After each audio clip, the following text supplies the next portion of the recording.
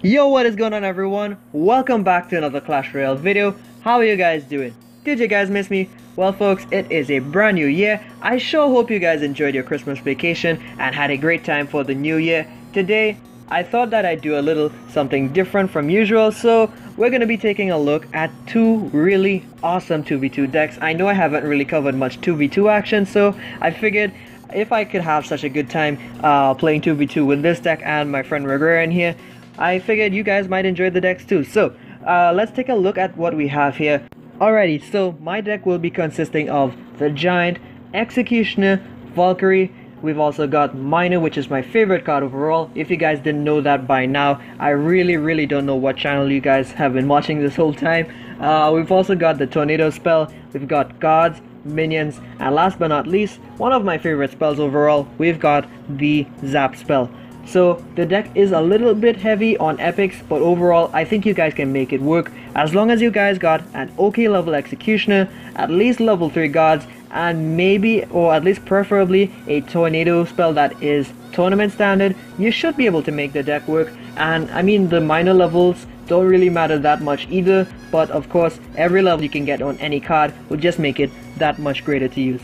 So let's move on to Regrarian's deck. Regrarian has the Giant, he's also got the Wizard, Valkyrie, Lightning, Fireball. He's also having the Inferno Dragon, Goblin Gang, and minions as well. So we've got a lot of cheap cards in our decks really for distractions. We've got the guards, we've got the Goblin Gang, and 2 sets of minions, so we can even make our own little minion horde just for 6 elixir. I mean, it's a little more, but overall I think it's pretty neat that we have so many swarm cards. Anyways, so when you're playing these decks, what you're going to want to do is just slow roll a Giant behind one of the crown towers, or at least the king tower, whenever you have the chance. I mean, preferably you're going to want to wait till you're close to like 10 elixir and just see what your opponent does. But if they're not making any plays, just by all means go ahead and drop that Giant down and see what they do next. If they decide to rush you with something like a Hog Rider, a Battle Ram, Goblin Gang, or Miner, or anything like that, easily there. For the Hog Rider and Goblin Gang, the Goblin Barrel, what am I saying, and even the Miner, you can always tornado those to the king tower as soon as you have the chance. Getting that king tower up will help you out on defense very much. Now, as for the Battle Ram, you've got double minions, you've also got the Valkyries, you've also got the Goblin Gang and guards. So however you choose to defend it with those troops is totally up to you. I would not advise using the Inferno Dragon too early game unless you're sure that they don't have any tanks overall. But other than that, I think you can just make this work. Now, the second tip that I would give is just being very keen on when you use the Valkyries. The Valkyries are a low-key kind of OP actually, because they do such a great job on defense overall. It's not even funny. You can use the Valkyries even to counter Goblin Barrels. If you guys did not know this, place your Valkyrie in front of your crown towers whenever your opponents throw a Goblin Barrel at it, and you can kill 2 of the goblins instantly if you time it right there, and you'll just remain with the one in the back there. So as long as you can get rid of that one as well with like maybe your guards or even the Goblin Gang or anything like that, you should be good to go. In fact, just a simple Goblin Gang should take care of it, but just watch out for your opponent wising up on that there and throwing something out like a Prelog. These are just tips that I'm just throwing out there for you guys to just know how to use these decks in every possible way. Regrarian's deck does have a lot of spells, and let me just say this, you're going to want to use those spells whenever you have the chance to make good positive elixir trades. So whenever you see your opponent has something like a Hunter passing their towers, or a Witch, maybe a Night Witch, Ice Wizard, anything like that, make sure you can just capitalize on it by just sending down those lightning bolts and throwing fireballs at them. It will really piss them off in the long run, and overall you can chip away at the towers like that whenever you don't have the mine in hand. So those are good things to keep in mind. And before I forget to mention, folks, you can even use the Tornado spell as a last resort counter to the Goblin Barrel. I mean, you've got the Fireball as well, but if you don't happen to have that in hand, you can always tornado everything towards the center of the arena, and your king towers, once they're awake, they should help you gun everything down. Now, I think that's enough explanations for now. Let's start taking a look at the gameplay that we have going on right now. So, right now, this is the kind of match that I was telling you about.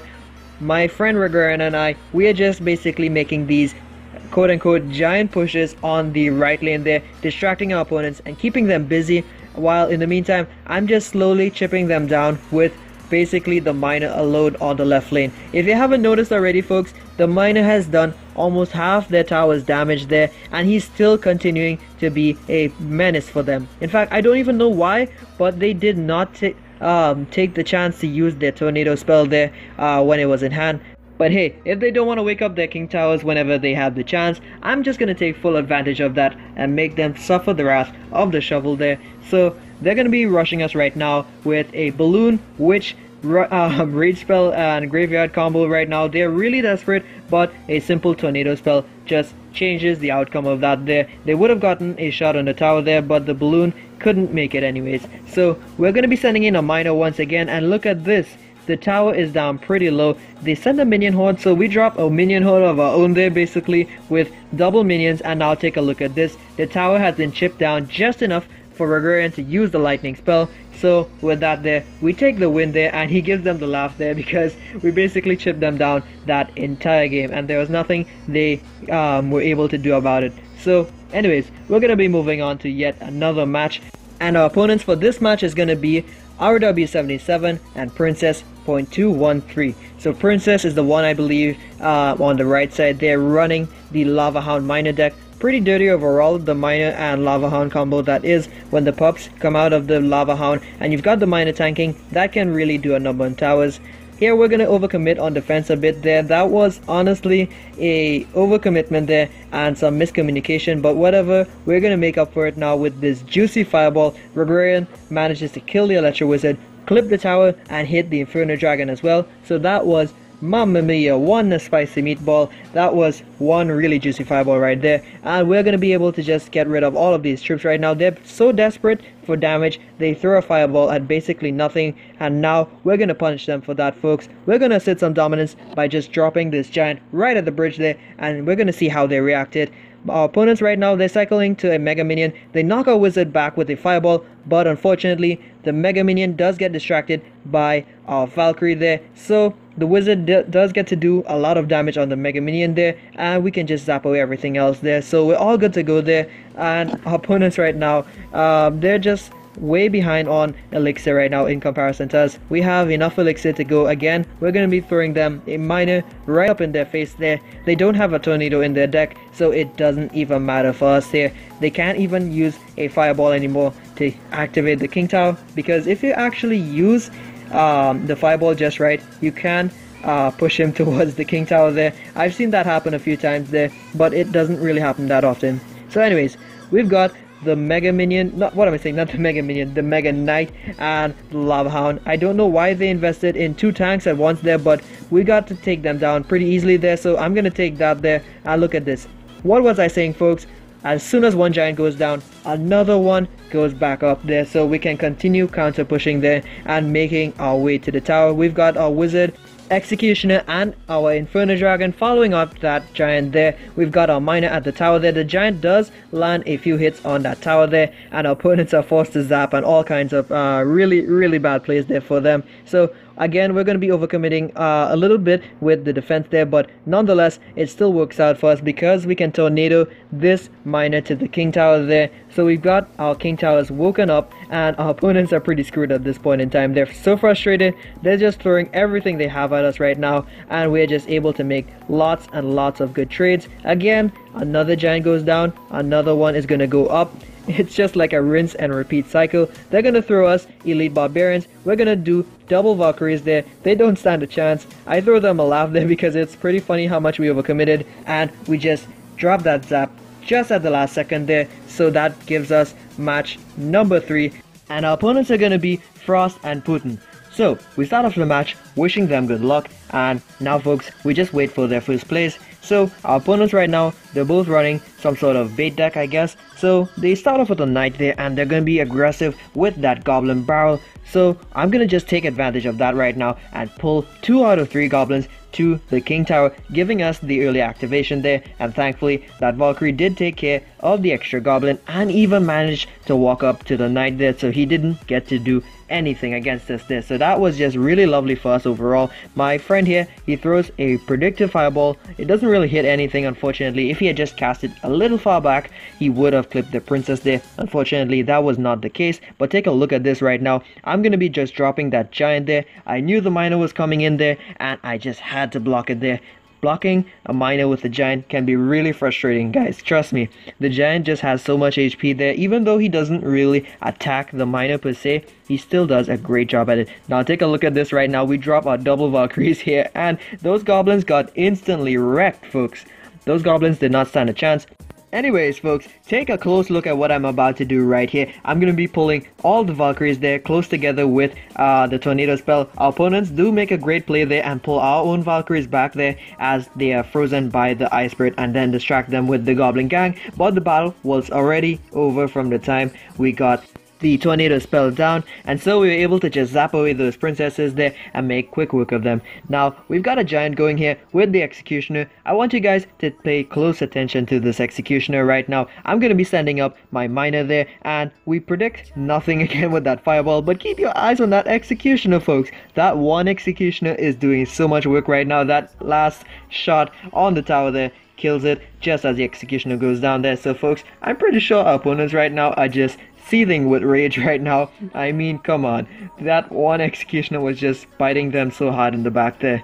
I would be so pissed off right now, wouldn't you guys? Anyways, we're just going to be cycling our cards right now, and our opponents have a lot of work to do right now. They're going to be dropping a miner there, but I block it with a well-placed Valkyrie there.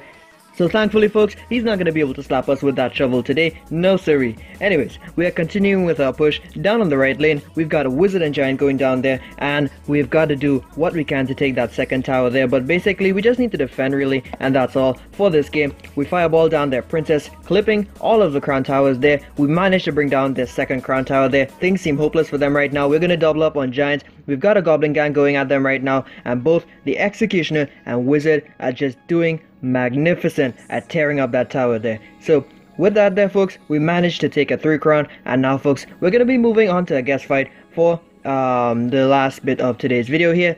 And our guest fighter for today's video is going to be Sir Laurie. Now for reference folks, I am going to be calling him Zach from this point onwards, because that's the name that I really know him as whenever I talk to him. So just bear in mind that there. Anyways, his opponent right now is going to be none other than the infamous Surgical Goblin. Yes folks, I am dead serious here right now. This is a legit Surgical Goblin right here. As you can tell by the plays that he will be doing, trust me, this is going to be a battle of the Clash Gods right now, basically, because both of these players are very experienced. I'm sure every one of you out there viewing this video right now knows who Surgical Goblin is, but most of you out there might not be so familiar with my friend Zach here. Zach is actually a seriously competitive player as well. He also happens to be a very accomplished individual in terms of challenges, because folks, whether you know it already or not, Zach has been known to complete the 20 wins challenge on multiple occasions on multiple accounts. So this guy is an absolute stud right now. He's way better than I am actually, because I mean, if he can really get to 20 wins so easily on multiple accounts, that should say a lot there folks. Anyways, a quick heads up for you folks at home there, Zach will be BMing Surgical Goblin at the end of this match, and the reason for that was because he wasn't sure if it was the real deal or not. Obviously he wasn't able to check that until he was finished with the match, so if you see him laugh or anything like that at the end of the match, you'll know why. He also really despises the ghost. How do you guys feel about the Royal Ghost? I absolutely despise it. I actually unlocked it recently myself on both my main account and my second account, but I still kinda hate the card overall in terms of like how much value it can possess. Anyways, enough about that for now. Let's get back to the match at hand. So Zach right now, he's identified what he's playing against. He's playing against a bait deck as well, similar to his own. Zach's favorite archetype for challenges and stuff is obviously going to be classic log bait. He has played this deck so many times before, it isn't even funny to joke about how many times he's won with it. Anyways, his opponent Surgical Goblin right now is gonna have the Royal Ghost in his deck instead of Rocket. So seeing that he drops the Royal Ghost there near the Crown Tower, Zach opts to start rocket cycling that tower there. So from now on, Zach is gonna keep defending as best as he can, and in between he'll throw a rocket when he thinks it's a good option to do. Take a look at that Goblin Gang there. The Goblin Gang is able to stop just about all the damage from the Goblin Barrel, and Zach is able to get a beautiful log there, killing everything there now. So we've got the Princess going at the tower there. She does get one shot there, but a great Ice Spirit by Surgical Goblin there. He manages to stutter the Princess there, and she switches targets there now, and the Princess is doing work here. She's splashing both the Royal Ghost and the Knight there. Unfortunately for him right now, the Royal Ghost does go back into stealth. He comes back out of stealth and smacks that tower now. So Zach is going to be going on the offensive right now again. He's getting that Goblin Barrel damage in there. Unfortunately, the King Tower is kind of mitigating the amount of damage that Zach would normally make there using the solo Goblin Barrel, but now Zach is just going to be rocket cycling now. He has got this game in the bag. All he needs to do is just defend, and maybe chip a little bit here and there where it's possible. So right now, Surgical Goblin is going to be tossing him yet another Goblin Barrel. Zach reserves the log only for defense there now, and that Royal Ghost right now. The Royal Ghost, his splash damage is so annoying. I can't even begin to imagine the frustration that Zach is experiencing right now. He outcycled the log there, so Zach has to quickly cycle back to his log. It gets there just in the nick of time, and now Zach just needs about one rocket. So he cycles back to his Knight there. The Royal Ghost almost connected to his tower there. That would have been bad news for us here. So Zach, once again, he throws in the Goblin Barrel. My bad earlier, I miscalculated the damage there. But now, folks, he has this game in the bag. All he needs to do is just log away that Goblin Barrel, and it is go time, folks. We send the rocket there, going to that corner tile there to travel as fast as possible, and Zach scores the win. So he throws him a few laughs and cries there just to tease him a little bit there. So like I said again, Zach did not know that was a legit Surgical Goblin. But anyways, folks, before I leave you all here today, I would like to share some pretty interesting news with you all. The first bit of it is going to be that I recently switched clans on my main account. So if you ever inspect my profile, you will now find me at Nova 1 Creators. So this is going to be the official clan for those of us on the creative team, and you can find some pretty awesome dudes there. More often than not, whenever you inspect the clan, you'll see people like Hamsh, you'll see Surfing Boy, and you'll also see some pretty strong players overall. So the clan is going pretty strong right now, and I would like to say a special shout out to all of my fellow members there.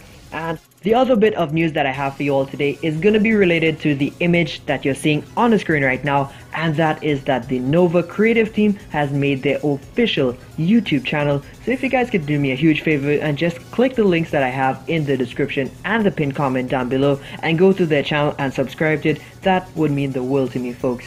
So the channel itself is going to be used to spotlight some of the better content that we have on our channels, and you can also get in on some pretty big giveaways that they're going to be doing on their channel every now and then. Also, for future reference, the channel will be used to spotlight events that the Nova esports teams are going to be taking part in as well.